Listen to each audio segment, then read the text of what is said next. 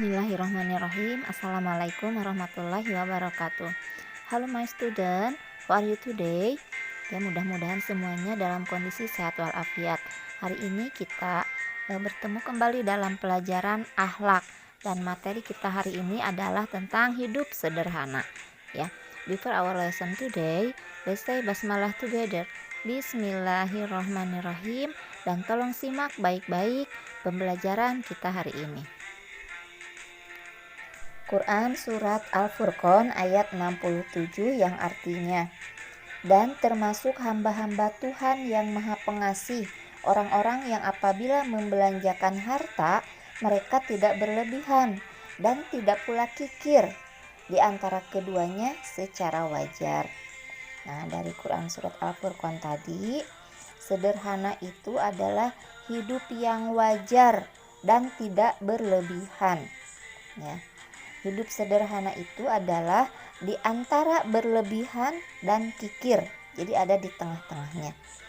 Berlebihan artinya tidak wajar atau aneh-aneh.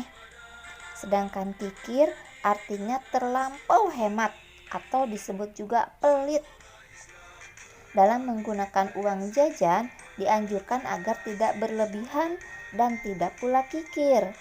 Hidup sederhana bukan berarti harus miskin atau tidak punya apa-apa. Contoh sederhananya dalam kehidupan sehari-hari kita, misalnya saat makan bakso. Antara makan 2 mangkok dengan 1/4 mangkok, maka yang dianggap sederhana adalah makan bakso 1 mangkok saja. Nabi Muhammad SAW teladan kita. Ketaatan dan kesederhanaan Nabi Muhammad SAW harus dicontoh dengan segenap kemampuan kita. Meskipun Nabi Muhammad SAW seorang rasul dan pemimpin yang memiliki pengaruh dan kekuasaan yang luar biasa, namun ia selalu hidup sederhana dan menghindari hidup mewah dan boros. Menurut riwayat, Nabi Muhammad selalu tidur beralaskan sehelai tikar, dan kalau ia terbangun dari tidurnya, terlihat ada bekas tikar di pipinya. Begitu sederhananya kehidupan Nabi, tapi ia sangat mulia di hadapan Allah Subhanahu wa Ta'ala. Mampukah kita seperti Nabi? Insya Allah kita bisa, dan kita mulai saat ini belajar hidup sederhana. Nah, sekarang kita akan belajar tentang keuntungan hidup sederhana. Yang pertama, mendapat pahala. Orang yang hidup sederhana berarti telah mengamalkan ajaran agama atau perintah Allah Subhanahu wa Ta'ala. Jadi orang tersebut akan mendapatkan pahala. Yang kedua, mampu melawan godaan setan. Orang yang hidup sederhana berarti telah mampu melawan godaan setan yang mendorong hidup boros. Ketiga, rendah hati dan disenangi banyak orang. Orang yang hidup sederhana biasanya rendah hati dan disenangi banyak orang. Keempat, terhindar dari penyakit resah gelisah. Orang yang hidup sederhana tidak akan ditimpa penyakit resah dan gelisah. Kelima, tidak mengambil harta orang lain.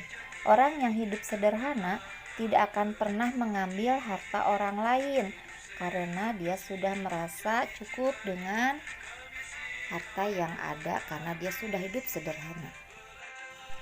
Nah, selanjutnya Soleh dan Soleha, simaklah cerita komik berikut. Mau kemana kamu, Dedi? Mau main game, Amir? Wah, banyak uangmu. Iya, ada sisa jajan. Mengapa tidak kamu tabung? Ah, aku tidak suka menabung.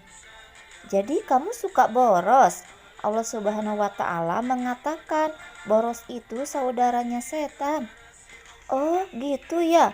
Kalau begitu, aku tidak akan boros lagi. Nah, Soleh dan Soleha, dari cerita komik tadi, sesungguhnya Allah Subhanahu wa Ta'ala berfirman dalam Quran Surat Al-Isra ayat 27 yang artinya, sesungguhnya pemboros-pemboros itu adalah saudara-saudara setan, dan setan itu adalah sangat ingkar kepada Tuhannya.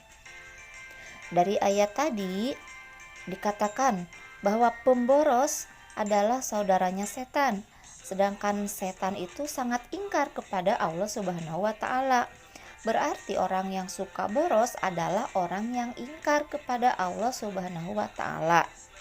Ingkar artinya tidak menuruti perintah Allah Subhanahu wa taala.